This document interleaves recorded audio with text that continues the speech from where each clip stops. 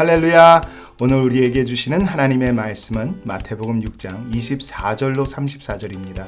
다 같이 34절을 읽겠습니다. 그러므로 내일 일을 위하여 염려하지 말라. 내일 일은 내일이 염려할 것이요 한날의 괴로움은 그날로 족하니라. 사람들은 돈, 집, 옷, 음식, 직업, 건강, 관계 등 많은 것을 걱정하고 염려하며 삽니다. 누가복음 10장에 보면 마르다는 예수님을 집에 초청했습니다. 그러나 준비하는 일이 많아 마음이 분주했습니다. 그리고 예수님이 내가 많은 일로 염려하고 근심한다고 하셨습니다.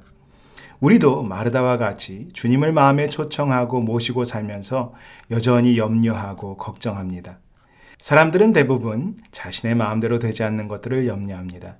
우리가 내일 일을 염려하는 것은 내일 일을 모르고 마음대로 할 수 없기 때문입니다. 그러므로 주님께 우리의 마음과 미래를 맡기면 염려하지 않고 살 수 있습니다. 첫째, 주의 말씀대로 살아야 합니다. 우리가 직면하고 있는 매일 일어나는 세상의 사건과 문제와 어려움에 대해 뉴스를 읽고 소식을 듣다 보면 염려하게 됩니다. 그러나 하나님의 말씀을 읽고 들으면 믿음으로 하나님의 뜻을 따라 살 수 있습니다. 우리는 내일 일을 모르지만 우리의 삶을 주관하시는 주님이 우리 안에 계시기 때문에 주님의 뜻대로 살아야 합니다. 염려하고 근심하며 사는 것은 하나님의 뜻이 아닙니다. 데살로니가전서 5장 16절로 18절에 항상 기뻐하라, 쉬지 말고 기도하라, 범사에 감사하라. 이것이 그리스도 예수 안에서 너희를 향하신 하나님의 뜻이니라고 했습니다. 염려는 마음의 기쁨과 즐거움이 사라지게 하기 때문에 염려하는 사람은 항상 기뻐할 수 없습니다. 기쁨은 우리 마음에 힘을 주지만 염려는 마음을 무겁고 우울하게 만듭니다. 주님은 우리에게 염려하지 말고 기도하라고 하셨습니다. 어떤 사람들은 염려 때문에 잠도 잘 수가 없습니다. 그러나 주님은 기도하는 자에게 평강을 주셔서 마음과 생각을 지켜주시겠다고 하셨습니다.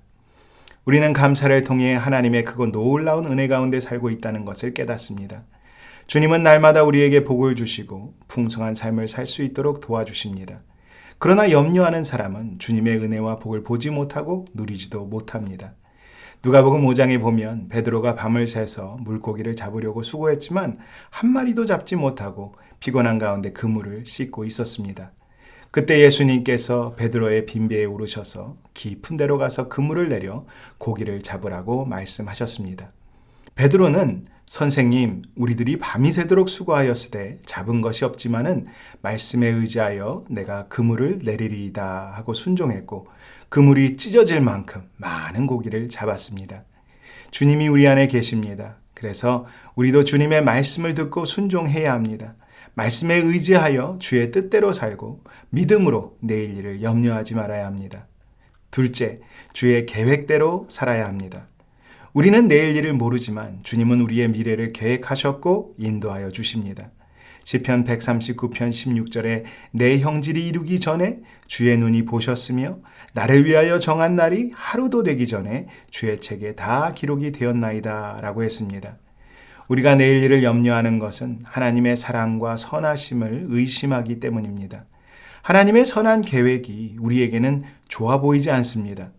에레미야서 29장에 보면 이스라엘 백성들이 바벨론으로 잡혀갔을 때 속히 다시 약속의 땅으로 돌아가기를 원했습니다. 그리고 거짓 선지자들도 하나님이 이제 곧 돌아가게 하실 것이라고 말했습니다. 그러나 하나님의 계획은 달랐습니다. 그들에게 70년 동안 바벨론에서 살 것이라고 하셨습니다. 이스라엘 백성들은 이해할 수가 없었습니다. 그러나 하나님은 그것이 그들을 위한 선하고 좋은 계획이라고 하셨습니다. 10절과 11절에 여호와께서 이와 같이 말씀하시니라.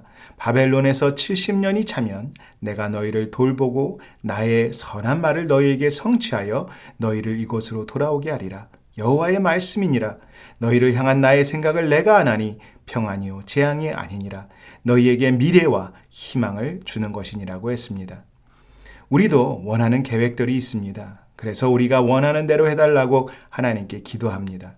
그러나 하나님은 우리의 생각과는 다른 계획을 가지고 계십니다. 하나님의 계획이 우리의 생각보다 더 높고 좋다고 했습니다. 우리는 고난을 싫어합니다. 징계를 싫어합니다. 평탄하고 평안한 삶을 살기를 원합니다. 그래서 우리의 문제를 해결해 주시고 환경을 바꾸어 달라고 기도합니다. 그러나 주님은 우리에게 고난을 통해서 성장하게 하십니다. 히브리서 12장 5절과 11절에 내 아들아 주의 징계하심을 경히 여기지 말며 그에게 꾸지람을 받을 때에 낙심하지 말라. 무릇 징계가 당시에는 즐거워 보이지 않고 슬퍼 보이나 후에 그로 말미암아 연단받은 자들은 의와 평강의 열매를 맺느니라고 했습니다. 우리는 염려하지 않기 위해서 더 많은 돈과 물질과 능력을 달라고 하지만 주님은 우리에게 믿음을 더하시고 주의 나라를 주시기 원하십니다. 야고보서 2장 5절에 내 사랑하는 형제들아 들을지어다. 하나님이 세상에서 가난한 자들을 택하사 믿음에 부요하게 하시고 또 자기를 사랑하는 자들에게 약속하신 나라를 상속으로 받게 하지 아니하셨느냐고 했습니다. 그러므로 주의 선하고 놀라운 계획대로 사는 사람은 어디에 있든지 어떤 일이 있든지 무엇이 있든지 내일 일을 염려하지 않습니다. 셋째, 주께 소망을 두고 살아야 합니다. 우리는 내일 일을 모르고 어떻게 해야 할지 모르지만 주님은 모든 일이 합력하여 선을 이룰 수 있는 지혜와 능력이 있습니다. 로마서 8장 28절에 우리가 알거니와 하나님을 사랑하는 자 곧 그의 뜻대로 부르심을 입은 자들에게는 모든 것이 합력하여 선을 이루느니라고 했습니다. 예수님이 죽으시고 부활하실 것이라는 것을 제자들에게 미리 여러 번 말씀하셨지만 그것을 기억하고 믿는 제자는 없었습니다. 그래서 두려움과 절망 가운데 살았던 제자들이 부활하신 예수님을 만났을 때 소망이 생겼습니다. 주님의 죽음과 부활의 사건은 모든 것이 합력하여 선을 이루게 하시는 하나님의 지혜와 능력을 증거합니다.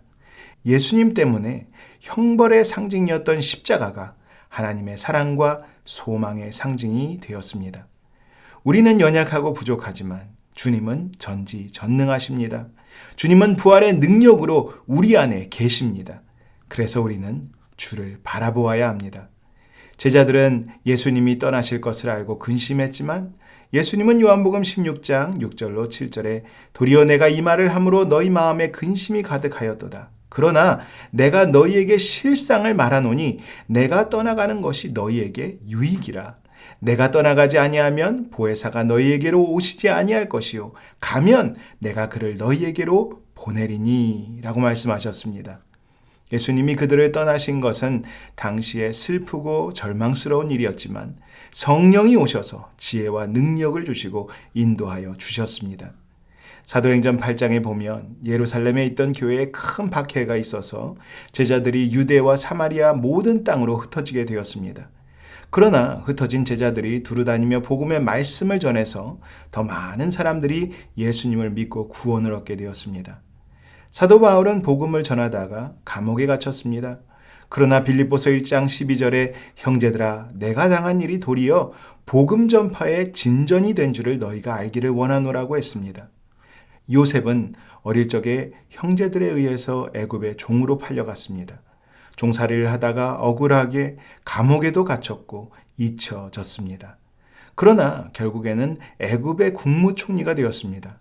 요셉을 팔았던 형제들이 두려움에 떨며 용서를 빌었을 때 요셉은 두려워하지 마소서 내가 하나님을 대신하리이까 당신들은 나를 해하려 하였으나 하나님은 그것을 선으로 바꾸사 오늘과 같이 많은 백성의 생명을 구원하게 하시려 하셨다고 했습니다.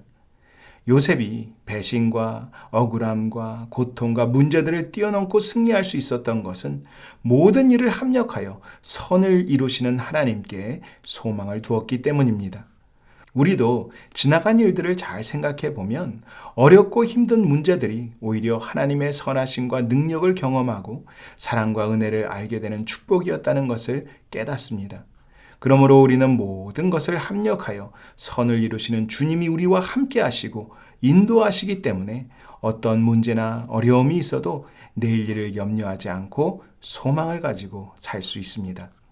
사도 바울은 갈라디아서 2장 20절에 내가 그리스도와 함께 십자가에 못 박혔나니 그런즉 이제는 내가 사는 것이 아니요 오직 내 안에 그리스도께서 사시는 것이라. 이제 내가 육체 가운데 사는 것은 나를 사랑하사 나를 위하여 자기 자신을 버리신 하나님의 아들을 믿는 믿음 안에서 사는 것이라고 했습니다. 우리 안에 계시는 주님은 내일 일을 염려하지 않으십니다. 우리의 미래를 걱정하지도 않으십니다. 그러므로 우리의 미래를 주님께 맡기고 주의 말씀대로 살고 선한 계획대로 살고 주께 소망을 두고 살아야 합니다. 기도하겠습니다. 좋으신 하나님 아버지, 우리 안에 계신 주님을 바라보게 하여 주셔서 감사합니다. 주의 사랑과 믿음과 소망으로 채워주시고 성령으로 충만하게 하셔서 주의 인도하심을 따라 살게 하여 주시옵소서. 우리의 미래를 주님께 맡기고 주님과 동행하게 하여 주시옵소서.